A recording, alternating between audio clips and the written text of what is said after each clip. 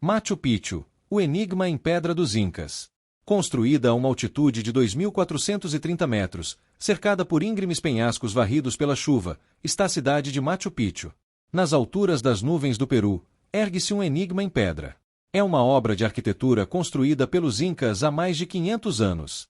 Uma cidade sem estradas, sem mercados, sem motivo para existir. Ainda assim, ela resiste. Teria Machu Picchu sido um palácio, um templo ou algo muito mais estranho? Esculpido nos ossos da terra, a cidade impossível. A descoberta para o mundo ocidental. Quando o professor de Yale, Hiram Bingham, abriu caminho pela Mata Cerrada dos Andes em 1911, ele acreditou ter encontrado a cidade perdida dos Incas. Para o mundo ocidental, foi uma revelação. Para os agricultores locais que o guiaram até lá, não havia descoberta alguma. Eles sempre souberam das ruínas que se erguem acima do rio Urubamba.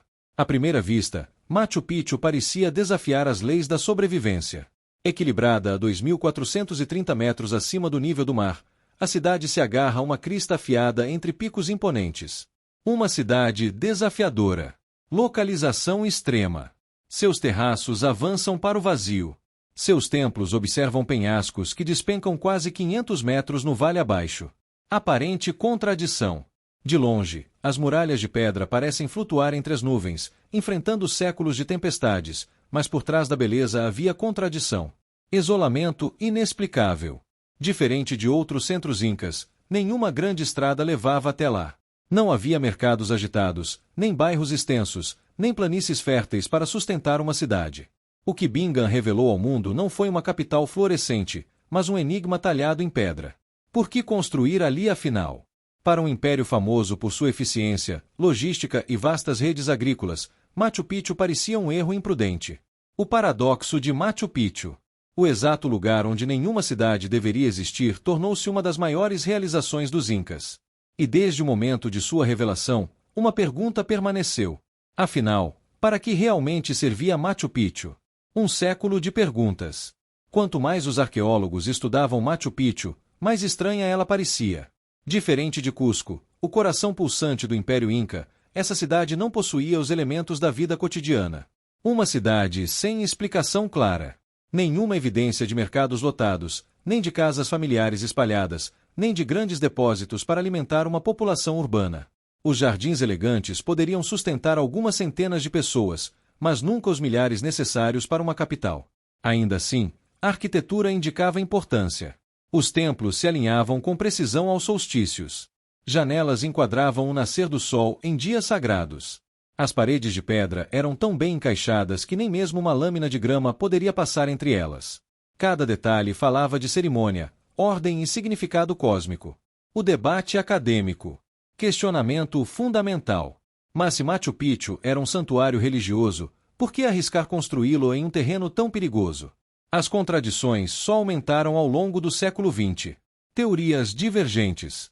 Eruditos debatiam rótulos, palácio, fortaleza, propriedade real, retiro sagrado. Nenhum se encaixava perfeitamente. Controvérsia de Bingham. Até mesmo o triunfo de Bingham trouxe controvérsias. Ele enviou centenas de artefatos para a Universidade de Yale, dando início a uma batalha de um século com o Peru pela posse. Narrativa ocidental. E sua alegação de descoberta reforçou uma narrativa ocidental que ignorava a memória indígena do local. O isolamento intencional. A geografia só aumentava o mistério. Machu Picchu estava isolada das principais estradas incas, com caminhos que serpenteavam por florestas enevoadas e ravinas íngremes. Chegar até lá era abandonar as artérias do império e caminhar rumo ao isolamento. Em uma civilização construída sobre conexões, esse lugar parecia intencionalmente remoto. Por décadas, estudiosos ficaram diante do mesmo enigma sem resposta, porque os Incas escolheram a crista mais impraticável e perigosa dos Andes para talhar uma de suas maiores obras, decifrando a montanha. A revelação geológica. Por mais de um século, Machu Picchu permaneceu um enigma. Então, em 2019, uma revelação veio não da arqueologia, mas da geologia. O cientista brasileiro Rualdo Menegatti e sua equipe desviaram a atenção de artefatos e templos para estudar o próprio solo sob a cidade. O que eles descobriram transformaria nossa compreensão do local.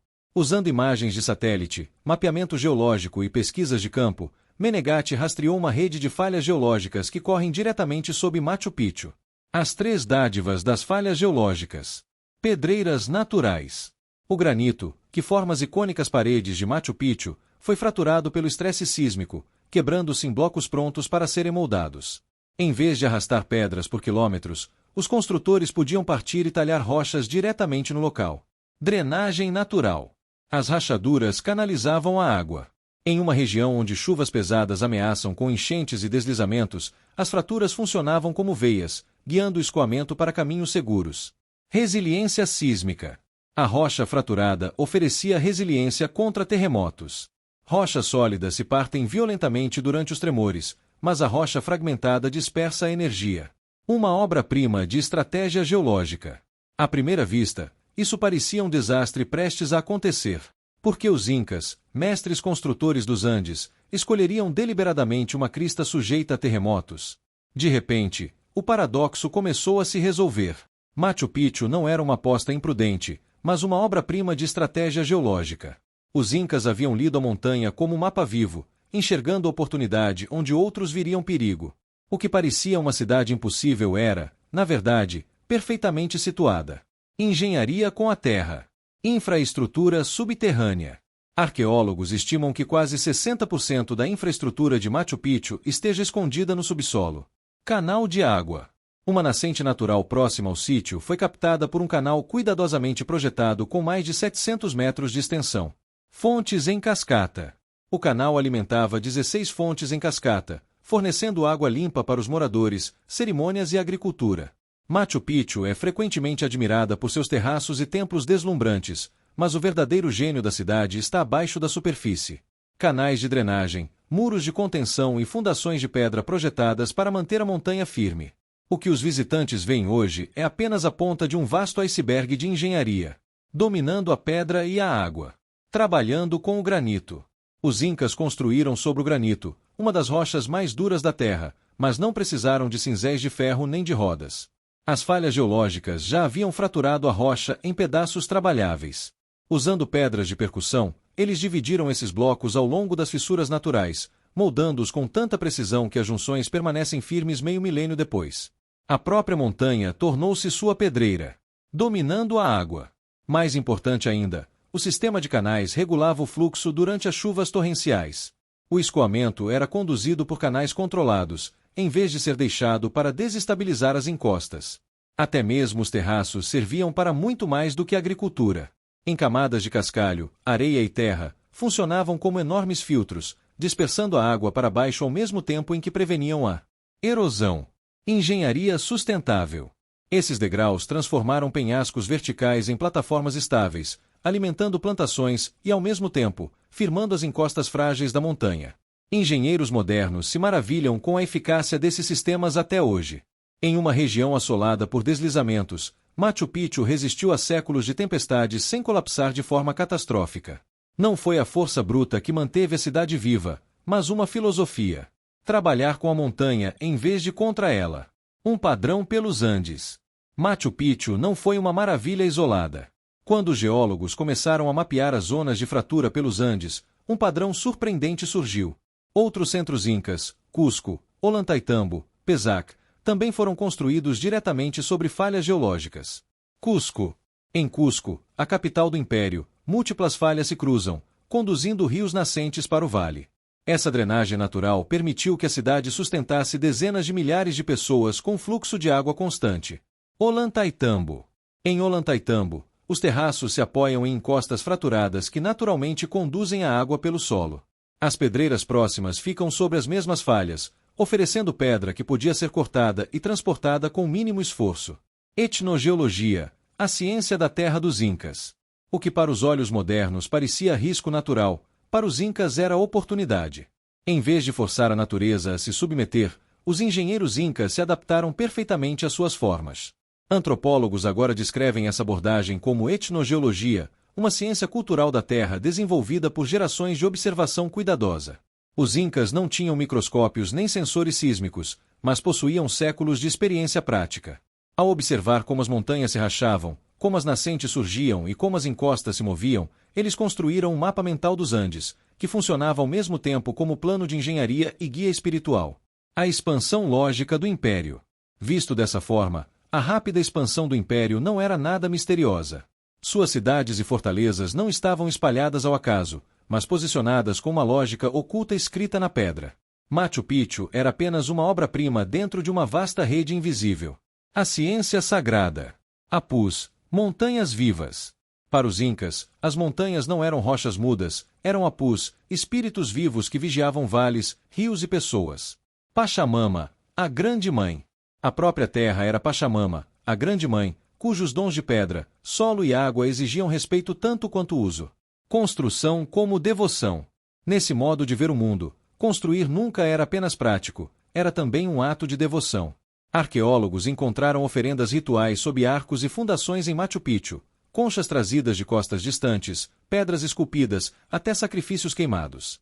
Não eram depósitos aleatórios, eram cerimônias para honrar a montanha antes de iniciar a construção. Engenharia e espiritualidade unidas. Cada muro era, ao mesmo tempo, uma conquista de engenharia e uma oração gravada no granito. Até mesmo os alinhamentos tinham significados duplos. Janelas que enquadravam o nascer do sol nos solstícios garantiam precisão astronômica, mas também ligavam a cidade aos ciclos de fertilidade e renovação. Terraços que estabilizavam o solo refletiam as encostas de picos sagrados.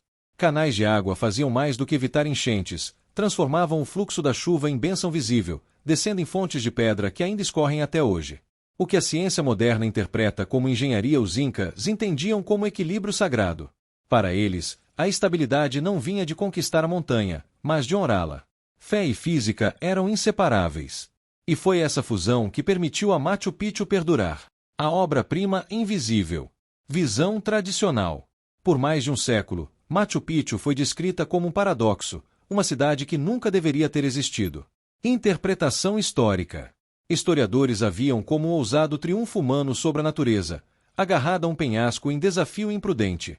Nova compreensão. Mas a ciência moderna conta outra história. Os incas não enfrentaram a montanha. Eles fizeram parceria com ela. Os terraços, fontes e templos são apenas o que o olho pode ver. A verdadeira obra-prima está escondida. As camadas de cascalho sob o solo, os canais talhados na rocha fraturada, as fundações que ancoram a crista. O legado de Machu Picchu. Arqueólogos acreditam agora que mais trabalho foi dedicado ao que está invisível no subsolo do que às paredes que os turistas fotografam na superfície. O que sobrevive não é uma ilusão de permanência, mas o resultado de uma integração profunda com a própria terra. É por isso que Machu Picchu ainda resiste enquanto outros sítios se erodiram ou colapsaram. Sua sobrevivência não é sorte, é fruto de uma visão de mundo na qual a natureza não era obstáculo, mas colaboradora. O enigma que antes confundia os estudiosos hoje carrega uma verdade simples.